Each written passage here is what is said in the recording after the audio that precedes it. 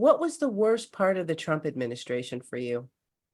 The worst part of it was his propaganda. I mean, it's just constantly repeating these three-word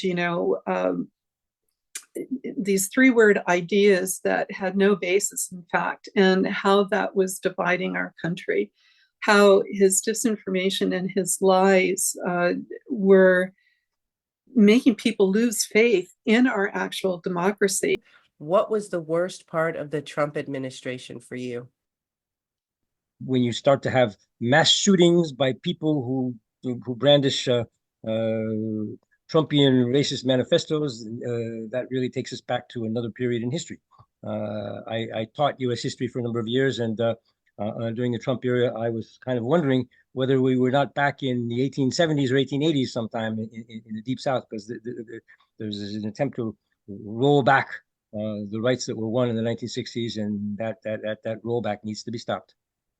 And also, taking the United States out of such critical agreements with other countries around the world. He's just so self-serving, and he is serving those who have a lot of money. What was the worst part of the Trump administration for you? One of the worst parts of the Trump administration for me was what has been done to our media. I think that they've been too afraid now to confront him and discuss the truth. And so I think there's so many people at this point that are not fully informed.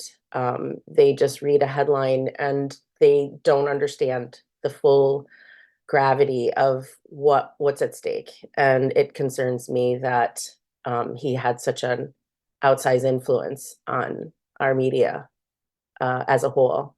Appointing the radical right justices to the Supreme Court at the same time that they prevented the Democrats from putting forward their Supreme Court nominee and so forth. It's had such a huge effect to this day on how misinformed the voter, our citizenry and voters are. On so many levels, he's so wrong for our country. Everyone who can vote should vote. Americans abroad, go to votefromabroad.org and request an absentee ballot today. Ask for it to be delivered by email.